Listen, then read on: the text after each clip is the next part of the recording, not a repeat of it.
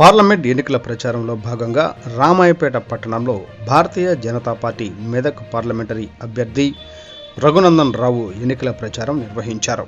ఈ సందర్భంగా BJP parliament అభ్యర్థి రఘునందన్ రావు మాట్లాడుతూ పార్లమెంట్ ఎన్నికల్లో భారతీయ జనతా పార్టీ అభ్యర్థికి ఓటు వేసి కేంద్రంలో నరేంద్ర మోడీ ప్రభుత్వం ఏర్పాటుకు కృషి చేయాలని ఓటర్లకు సూచించారు. నరేంద్ర మోడీ మూడవసారి ప్రధాని అయితే ప్రపంచ దేశాలలో అభివృద్ధిలో ముందంజలో భారతదేశం నిలుస్తుందని కొనియాడారు. ఈ కార్యక్రమంలో నిజాంపేట జెడ్పీటీసీ పంజా విజయ్ కుమార్, జిల్లా అధ్యక్షులు గడ్డం శ్రీనివాస్, బీజేపీ సీనియర్ నాయకులు విలుమల సిద్దిరాములు, శంకర్ గౌడ్, పట్టణ అధ్యక్షుడు భాను తదితర బీజేపీ శ్రేణులు పెద్ద ఎత్తున పాల్గొన్నారు.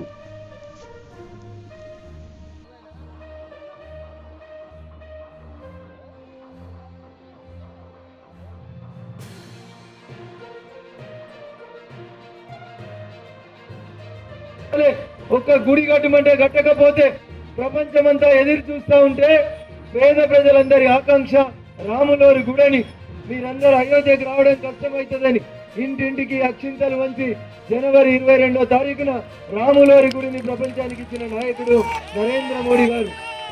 బాత్రూములు ఇచ్చినాం, ఇంటి ముంగట సీసీ రోడ్లు ఇచ్చినాం, ఎల్ఈడి బుగ్గలు ఇచ్చినాం, ఎండలు ఎక్కువ అవుతున్నాయని రోడ్ల పక్కన పెట్టే చెట్ల కాడికెళ్ళి ప్రతిదీ ఇచ్చినాం.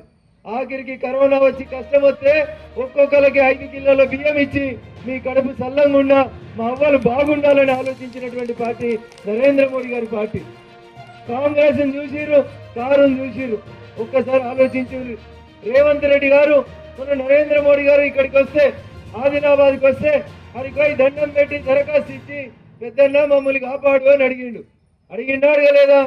ఆయన ముఖ్యమంత్రి అయిన 4 నెలలలో దగ్గర 15,000 కోట్ల అప్పులు తెచ్చిండు.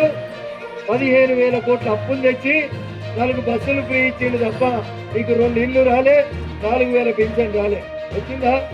ఇప్పుడు ఏమంటుండు, మా రాహుల్ గాంధీని చూడండి, రాహుల్ గాంధీని చూసి ఓటేయండి, ఆయన ప్రధానమంత్రి అయితే మీకు పైసలు వస్తాయంటుండు.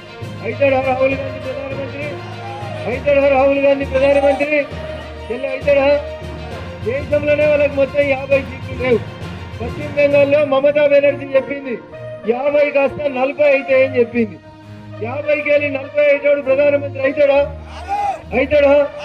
మోడీ గారు మొదటిసారి గెలిచినప్పుడు మనమందరం ఓట్లేసి 273 సీట్లు ఇచ్చినాం. చెప్పినాం మోడీ గారు బాగా పనిచేయండి అని చెప్తే ఆయన బాగా పనిచేసిందని 5 ఏళ్ల తర్వాత 303 సీట్లు ఇచ్చినాం. ఎన్ని ఇచ్చినాం? 273, 303 అయింది. ఇవాళ ఏమంటారు? కాశ్మీర్కి పోయినా, కన్యాకుమారికి పోయినా, ఏడికి పోయినా ఇప్పుడు వచ్చేది ఎవరు వస్తారని చెప్తారు? ఎవరు వస్తారని చెప్తున్నారు? మోడీ సార్ వస్తారని చెప్తుండ్రు. ఎన్ని సీట్లు వస్తాయంటే ఎన్ని వస్తాయని చెప్తున్నారు? మరి 400 మన మెదక్ ఎంపీ ఉండాలా వద్దా? మీకేమైనా కష్టం వస్తే మోడీ సార్ దగ్గరికి డైరెక్ట్ పోతుందా?